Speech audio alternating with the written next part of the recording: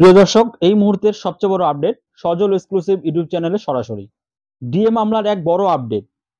DA মামলা চূড়ান্ত শুনানির পথে এগোচ্ছে আর কর্মচারীদের মুখে হাসি ফুটতে চলেছে। কেন এমন বলা হলো চূড়ান্ত শুনানির পথে এগোচ্ছে? আসুন জেনে নেওয়া যাক। তার আগে আপনাদের কাছে ছোট্ট একটি অনুরোধ, ভিডিওটি অবশ্যই লাইক শেয়ার করে দিবেন যাতে অন্যরাও এই ইনফরমেশনটি জানতে পারে। আর চ্যানেলে নতুন হলে অবশ্যই চ্যানেলটি সাবস্ক্রাইব করে রাখবেন। প্রিয় দর্শক, সজল এক্সক্লুসিভ ইউটিউব চ্যানেলের পক্ষ থেকে আরও একটি ইনফরমেটিভ ভিডিওতে আপনাদের সবাইকে স্বাগত জানাই। সুপ্রিম কোর্টের অফিসিয়াল ওয়েবসাইটে কজ লিস্ট পাবলিশ করা হয়েছে। সেই কজ লিস্ট থেকে ডিএ মামলা বিষয়টি দেখে নেব। ডায়েরি নাম্বার দেওয়া রয়েছে এখানে। ম্যাটারটি the state of West Bengal versus confederation of state government employees West Bengal. প্রিয় দর্শক, স্ট্যাটাসটা দেখে নেব। দেখুন, স্ট্যাটাসটা এখানে আপনারা দেখতে পাচ্ছেন। ডিএ মামলার পরবর্তী হিয়ারিং 1 সেপ্টেম্বর।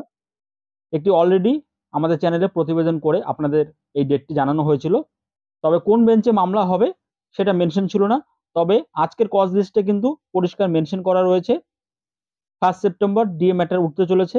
আর বেঞ্চ রয়েছে honourable justice Sanjay Karol and honourable justice Prashant Kumar মিশ্র।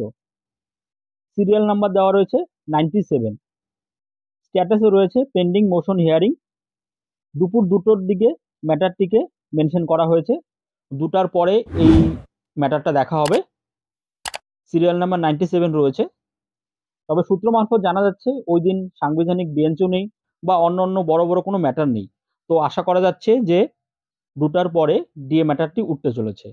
এখন আসি, কেন বলা হলো খুব শীঘ্রই ডিএ ম্যাটার সমাধান হতে চলেছে, অর্থাৎ ডিএ মামলা ফাইনাল হিয়ারিং এর পথে এগোচ্ছে।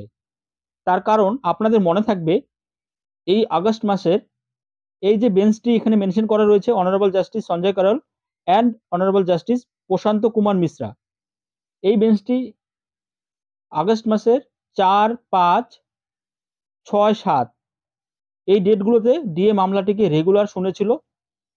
এই বেঞ্চ ডিএ ম্যাটারটিকে ফাইনাল পর্যায়ে নিয়ে যাচ্ছিলেন।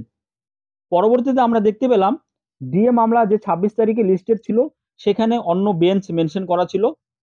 অনারেবল জাস্টিস সঞ্জয় কারোলের সাথে ওই সময় আরেকজন জাস্টিস ছিলেন সন্দীপ মেহতা।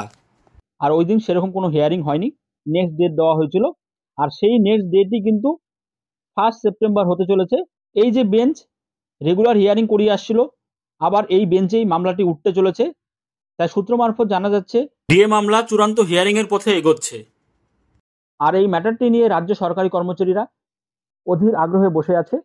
তাই এই ছোট্ট ইনফরমেশনটি আপনাদের সাথে শেয়ার করা হলো। ভিডিওটি ভালো লাগলে অবশ্যই একটি লাইক করে দিবেন আর এই গুরুত্বপূর্ণ ইনফরমেশনটি অবশ্যই আপনার পরিচিত মহলের সাথে শেয়ার করে দিবেন যাতে অন্যরাও এই ইনফরমেশনটি জানতে পারে। পরবর্তীতে ডিএ মামলার যাবতীয় আপডেট পাওয়ার জন্য অবশ্যই আমাদের চ্যানেলের সাথে যুক্ত থাকবেন। দেখা হচ্ছে পরবর্তী প্রতিবেদনে। ভালো থাকবেন। বাংলায় থেকে বাংলায় দেখুন, বাংলাকে ভালোবাসুন। ধন্যবাদ।